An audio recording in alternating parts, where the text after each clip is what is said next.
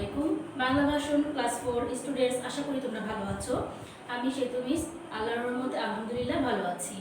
আজকে রুটিন অনুযায়ী তোমাদের সাথে আবার আমাদের ক্লাস, তাই আমরা ক্লাস শুরু করব। ফার্স্টে আমরা কি করব, ইংলিশ করব আজকে, ঠিক আছে? প্রতিদিনের মতো আমরা ইংলিশ দিয়ে ক্লাসটা শুরু করব। এরপরে তোমাদের ম্যাথ হবে এবং বাংলা ক্লাস হবে। আমরা গত ক্লাসে অলরেডি তোমাদের একটা মডেল কোশ্চেন শুরু করেছিলাম। মডেল কোশ্চেন কত? 14-এর সিনথেসিসটা পড়া হয়ে গিয়েছে এবং সেখান থেকে আমরা 1 আর 2 করে ফেলেছিলাম। আজকে আমরা তারই ধারাবাহিকতায় আমরা আজকে 3 নাম্বার এবং 4 নাম্বার নিয়ে আলোচনা করব, ঠিক আছে? তাহলে ঝটপট তোমরা তোমাদের মডেল কোশ্চেন বই হাতে নিয়ে নাও এবং পেজ নাম্বার 64 সবাই ওপেন করো, ঠিক আছে? মডেল কোশ্চেন 14, পেজ 64,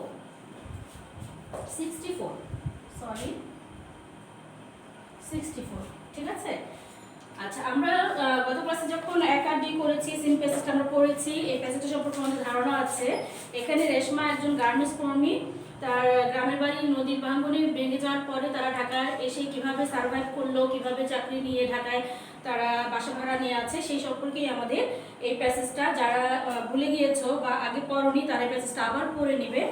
আমি একটা কথা বারবারই তোমাদের বলি যে তোমরা প্যাসেজটা একবার না বারবার পড়বে, প্রয়োজনে বারবার পড়বে এবং কি হবে তাহলে প্যাসেজের প্রতিটা লাইন তোমাদের কাছে সহজ হয়ে যাবে এবং তোমরা এর ভেতর থেকে যে matching, F B, true false, question answer সব আমাদের সেই প্যাসেজ রিলেটেড, তাই না?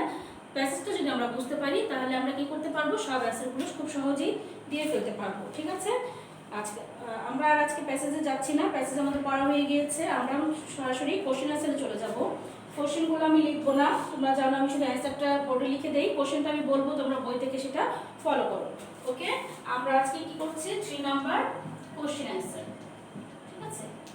নাম্বার এ নাম্বার কোশ্চেনটা বলেছে, who is Reshma?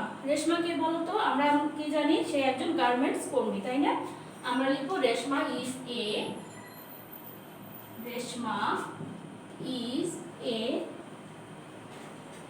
Garments worker, okay? এবার নাম্বার বি দেখো, where do they live? তারা কোথায় বাস করে? তারা যখন ঢাকায় আসলো, মেসেজে তোমরা দেখবে ঢাকায় এসে তারা কোথায় বাসা ভাড়া নেয়, কল্যাণপুরে। তাহলে আমরা এটা এক লাইনে উত্তরটা লিখে দিব, they live in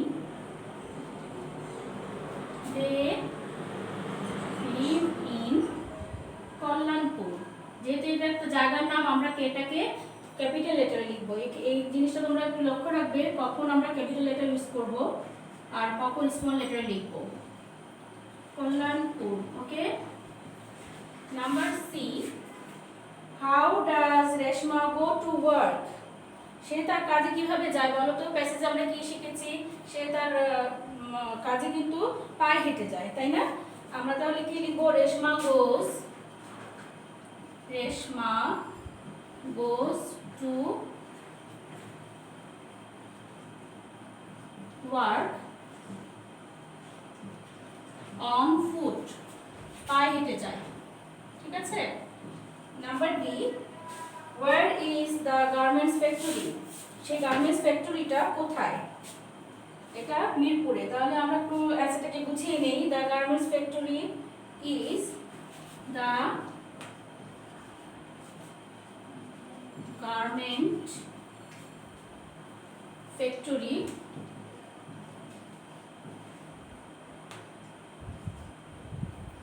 is situated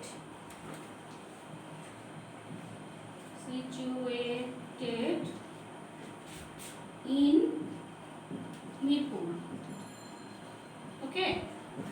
তাহলে আমরা যে চারটা লিখলাম সেই চারটা আমরা আবার দেখি। Number A, Reshma is a garments worker. B, they live in Kalyanpur. C, Reshma goes to work on foot. D, the garment factory is situated in Mirpur. এরপর আমরা চলে যাব ই নাম্বারে।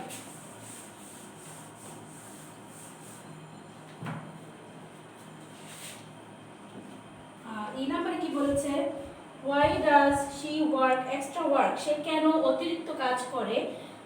সে, আমরা জানি যে তাদের একটা বড় ফ্যামিলি, ঢাকায় বাসা ভাড়া নিয়ে থাকে, তাই তাদের কি খরচটা একটু বেশি, তাই তাদের এক্সট্রা টাকা প্রয়োজন হয়। সেই এক্সট্রা টাকার চাহিদা পূরণ করার জন্য সে কি করে, এক্সট্রা ওয়ার্ক করে। ঠিক আছে, তাহলে আমরা এটাকে গুছিয়ে লিখে দিচ্ছি, she works extra work, she works extra work for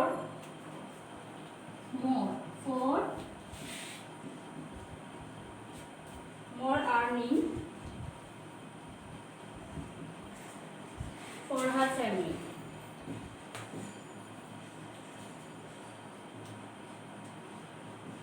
তাহলে কি হলো লাইনটা, she works extra work for more earning for her family, তার পরিবারের একটু অতিরিক্ত আয়ের জন্য সে অতিরিক্ত কাজ করে।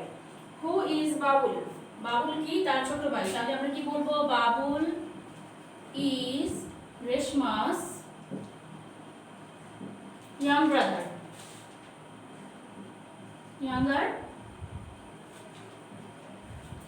brother। ঠিক আছে, তাহলে আমরা কি পেলাম, number E she works extra work for more earning for her family, number A Babul is Reshma's younger brother। Clear? আচ্ছা, 3 নম্বর কোশ্চেন আনসার গুলো যখন আমরা করব তখন কিন্তু আমাদের 4 নাম্বারটা আমাদের জন্য মোর ইজিয়েস্ট হয়ে যায়। কেন হয় আমি বলি, এখানে যে কোশ্চেন আনসারগুলো আমরা একবার করে ফেলেছি, ঠিক তার আগে কি নিচে কয়েকটা কোশ্চেন দেওয়া থাকে এবং সেই কোশ্চেনগুলোর অ্যান্সার দিয়ে আমাদের একটা শর্ট কম্পোজিশন লিখতে হয় প্যাসেজ আকারে, যার এখানে বিষয় দিয়েছে write a short composition about a garment worker. তাহলে গার্মেন্ট ওয়ার্কারটা এখানে কে, যে একজন গার্মেন্টসে চাকরি করে সেই সম্পর্কে তোমাকে লিখতে বলেছে। যেমন এ নাম্বার আমি কোশ্চেনগুলো বুঝিয়ে দিচ্ছি, এই প্যাসেজের সাথে মিল রেখে তোমরা এই অ্যান্সারগুলো দিয়ে এই প্যাসেজটা তোমরা কমপ্লিট করবে। ঠিক আছে, এটা তোমাদের বাসার 3 নাম্বারটা আর 4 নাম্বারটা বাসা তোমাদের আজকের হোমওয়ার্ক।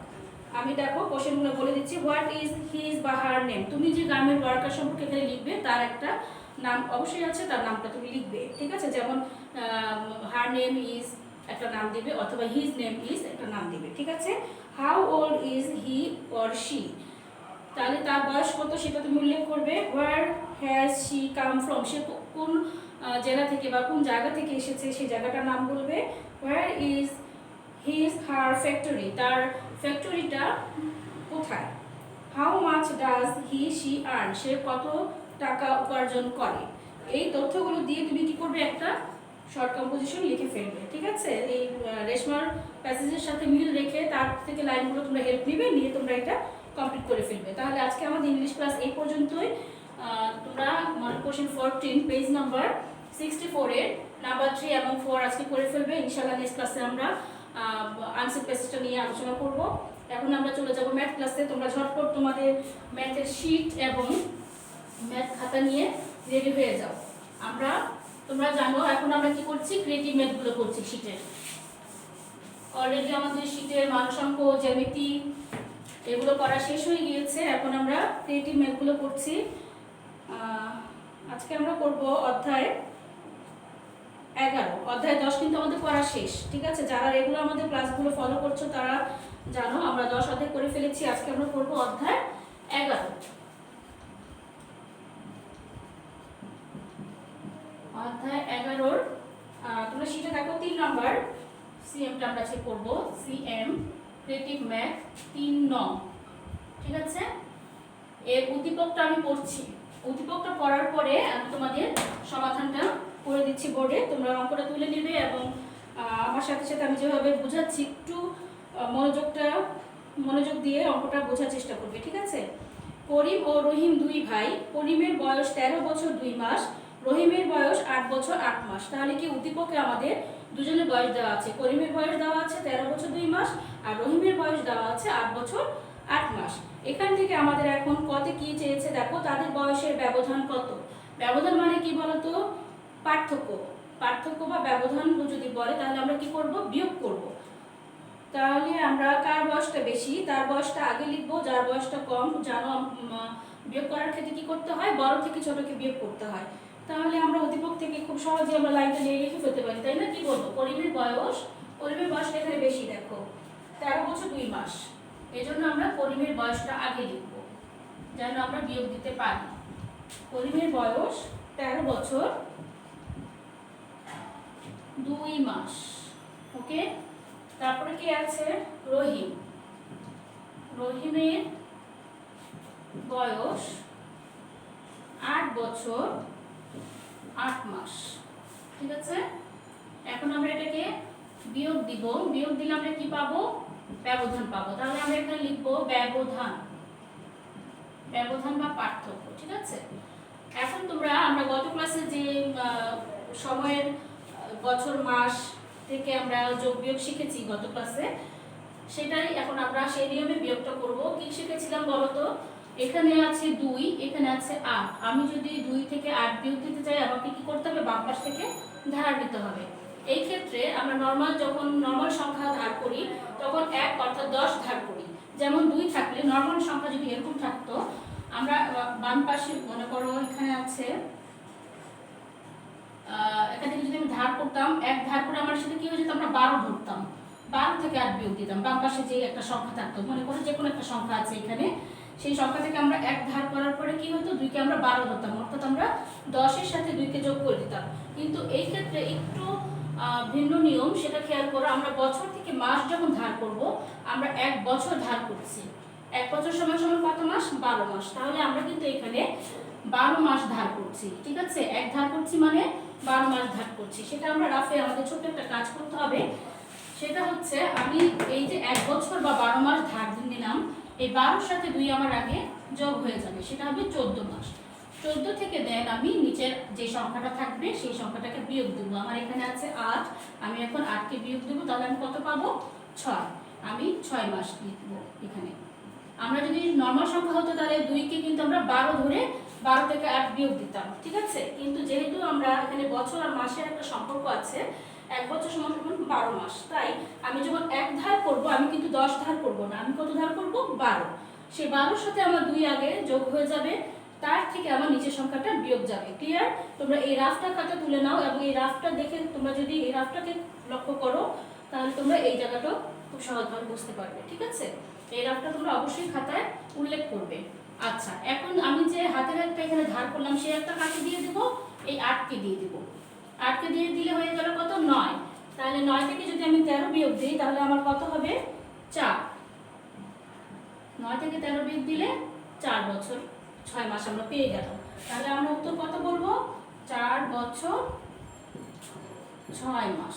ঠিক আছে, এই যে বিয়োগের ধারের নিয়মটা, এই নিয়মটা তোমরা এই রাফটা সহ তোমরা বারবার বাসায় প্র্যাকটিস করবে। যেহেতু এটা তোমাদের জন্য একটা নতুন নিয়ম, তোমরা বাসায় এটা বড়দের হেল্প নিয়ে বা এই ক্লাস থেকে বারবার ফলো করে এই জায়গাটা বারবার প্র্যাকটিস করলে তোমরা এই নিয়মে আরো অন্য সব অঙ্কই করতে পারবে। এই নিয়মে যত অঙ্কই আসুক না কেন, তোমরা সেই অঙ্কটা সমাধান করতে পারবে। ঠিক আছে, এবার আমরা চলে যাব খ নাম্বারে। খতে কি বলেছে? রহিমের বয়সকে দিনে প্রকাশ করো। এখন আমরা আগে রহিমের বয়সটা লিখে নিব। রহিমের বয়স কত? রহিমের বয়স 8 বছর 8 মাস। ওই দুটোকে আমরা পেয়েছি 8 বছর 8 মাস। ঠিক আছে, আমরা এটাকে যখন দিনে যাব, আমাদের খেয়াল রাখতে হবে আমাদের ধাপগুলো যেন ঠিক থাকে। যেমন বছর থেকে আমি এক লাফে কিন্তু দিনে চলে যেতে পারি, এটা আমার মাস আছে। বছরকে মাস, মাসকে দিন, আমরা ধাপে ধাপে অঙ্কটা সমাধান করার চেষ্টা করব। ঠিক আছে, যেমন আমরা এখন কি করতে পারি? 8 বছরকে আমি আগে মাস করতে পারি।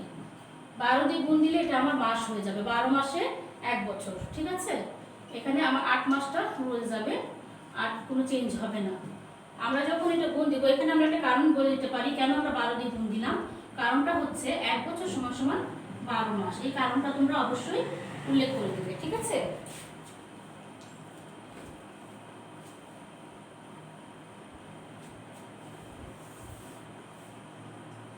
তারপরে এখন আমরা এটা কি করে দেব? গুণ করব। 8 দুগুণে 16, 6 হাতে 1, 8 একে 8 আর 1 হচ্ছে 9। 96 মাস 8 মাস, এই দুটাকে আবার আমরা যোগ করব।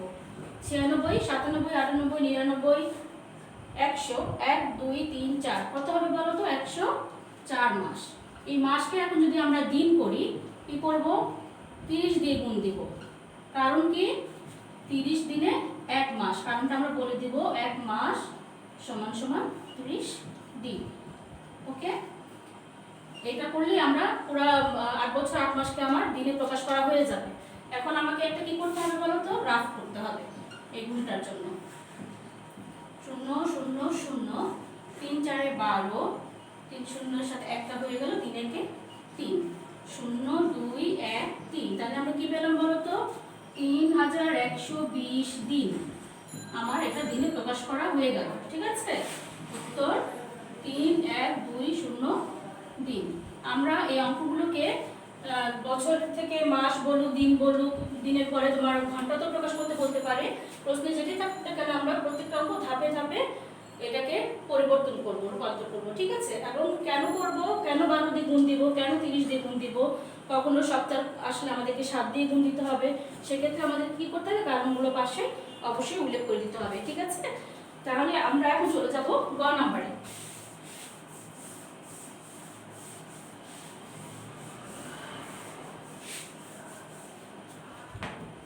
গ নম্বরে কি বলেছে সেটা আমরা এখন খেয়াল করি। কি বলেছে, দুই ভাইয়ের একত্রে বয়স কত।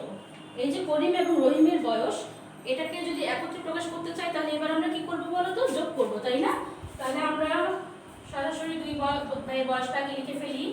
করিমের বয়স 13 বছর 2 মাস, 13 বছর 2 মাস। ঠিক আছে, তারপরে হচ্ছে আমরা এখন লিখবো রহিমের বয়স 8 বছর 8 মাস। এখন যেহেতু একত্রে চাইছে তাই আমরা কি করবো, এটা এক করে দেবো। ঠিক আছে, তাহলে আমরা কি বলবো, একত্রে বয়স।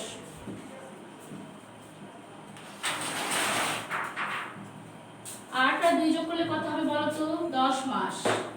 আর 13 আর 8 যোগ করলে কত হবে, 3 এর সাথে আমি 8 আগে যোগ করব, 11, 1 হাতের 1, 2 এর সাথে 1 যোগ করলে 2, 21 বছর। তাহলে কিন্তু আমরা রেজাল্ট পেয়ে গেলাম কি বলো তো, 21 বছর 10 মাস।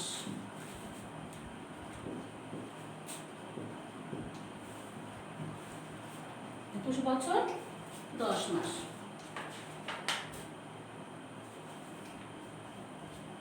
আমরা আজকে অধ্যায় 11 3 নম্বরে ক খ গ সমাধান করলাম। তোমরা অঙ্কটা তুলে নাও এবং এই নিয়মে বাসায় বারবার তোমরা এটা প্র্যাকটিস করবে। ইনশাআল্লাহ নেক্সট ক্লাসে আমি পরের কোনো ক্রিয়েটিভ নিয়ে তোমাদের শীটেরই ম্যাথ নিয়ে আলোচনা করব। ঠিক আছে, আর আমরা শীটে যে পড়াগুলো আগে করে ফেলেছি, জ্যামিতি, মানসংখ্যা, এগুলো কিন্তু তোমরা প্রতিদিন প্র্যাকটিসের মধ্যেই রাখবে। শেষ হয়ে গেছে বলে ফেলে রাখবে না, প্র্যাকটিসের মধ্যে রাখবে, তাহলে তোমাদের পড়াটা রেগুলার থাকবে, তোমরা ভুলে যাবে না। ঠিক আছে, আর ইনশাআল্লাহ তোমাদের সাথে আমার আগামী ক্লাসে আবার দেখা হবে। সে পর্যন্ত সবাই ভালো থাকো, সুস্থ থাকো। আল্লাহ হাফেজ।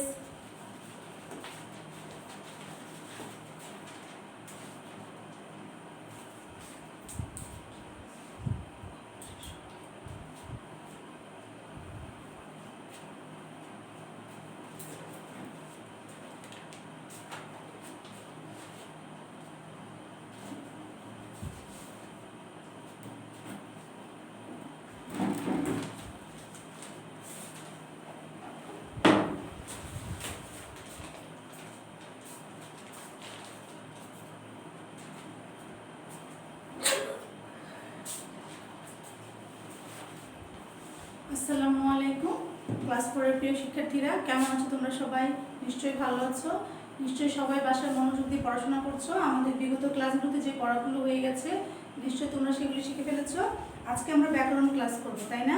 আচ্ছা, ব্যাকরণ আজকে খুব সহজ একটি পড়া আমরা পড়ব, যেটি তোমরা ছোট ক্লাসেও অনেক পড়েছো। আজকে তোমাদের ব্যাকরণ বই দেখো পেজ নাম্বার 201। পেজ নাম্বার 201-এ আমরা বিপরীত শব্দ আছে, আমরা আজকে বিপরীত শব্দ পড়বো। ঠিক আছে, যতক্ষণ তোমরা বইটি বের করো, পেজ নাম্বার 201 পৃষ্ঠা বের করে ফেলো। 201 পৃষ্ঠা আমরা বিপরীত শব্দ পড়বো। আমরা পড়বো বিপরীত শব্দ।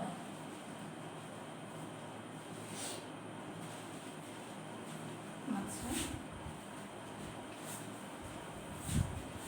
দেখো ঝটপট তোমরা আমার সাথে পড়বে এবং খাতে লিখে ফেলবে। আমি আগে প্রশ্নগুলি লিখে ফেলছি, তারপর আমরা উত্তরগুলি লেখার চেষ্টা করব। ঠিক আছে, এর মাঝে দেখা যাবে তোমরা অনেকে আমি লেখার আগেই তোমরা লিখে ফেলেছো। নতুন, শুরু, আনন্দ,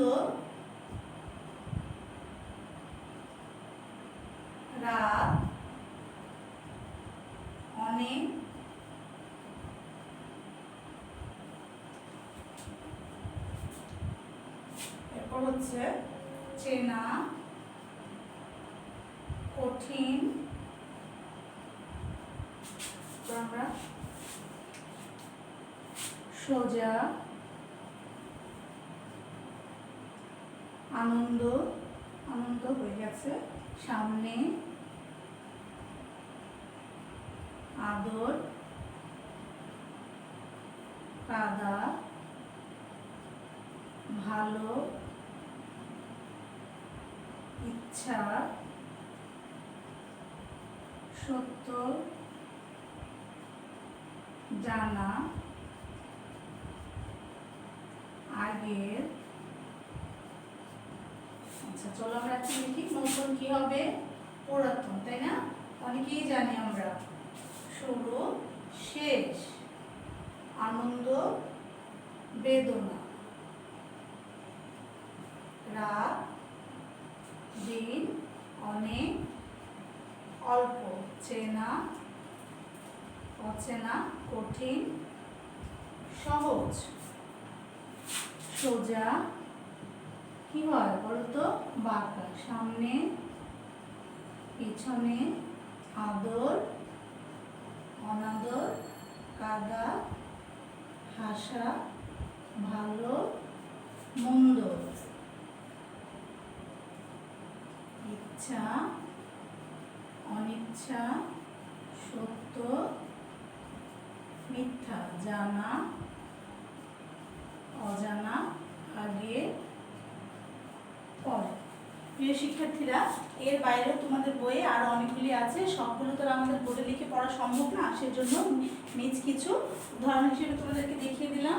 তোমরা ঠিক একইভাবে বাকি সবগুলো মুখস্থ করে দেবে, ঠিক আছে? চলো আমরা আরেকবার একটু পড়ে নিই ঝটপট। নতুন, পুরাতন, শুরু, শেষ, আনন্দ, বেদনা, রাত, দিন, অনেক, অল্প, চেনা, অচেনা, কঠিন, সহজ, সোজা, বাঁকা, সামনে, পিছনে, আদর, অনাদর, কাদা, হাসা, ভালো, মন্দ, ইচ্ছা, অনিচ্ছা, সত্য, মিথ্যা, জানা, অজানা, আগে, পরে। ঠিক আছে? তাহলে প্রিয় শিক্ষার্থীরা, আজকে আমরা খুব সহজ একটি পড়া পড়লাম, তাই না? খুব অল্প সময়ের মধ্যে আমাদের পড়া আজকে শেষ হয়ে গেল। তাহলে আগামী ক্লাসে আমরা অন্য কোনো বিষয় নিয়ে আলোচনা করব। তার মাঝে তোমরা এই পড়াগুলো খুব ভালো করে মুখস্থ করে ফেলবে এবং বারবার বাসায় লিখবে, ঠিক আছে? যেন বানানগুলো ভুল না হয়। তাহলে আজকে এই পর্যন্তই। আগামী ক্লাস পর্যন্ত সবাই ভালো থাকবে, সুস্থ থাকবে। আল্লাহ হাফেজ।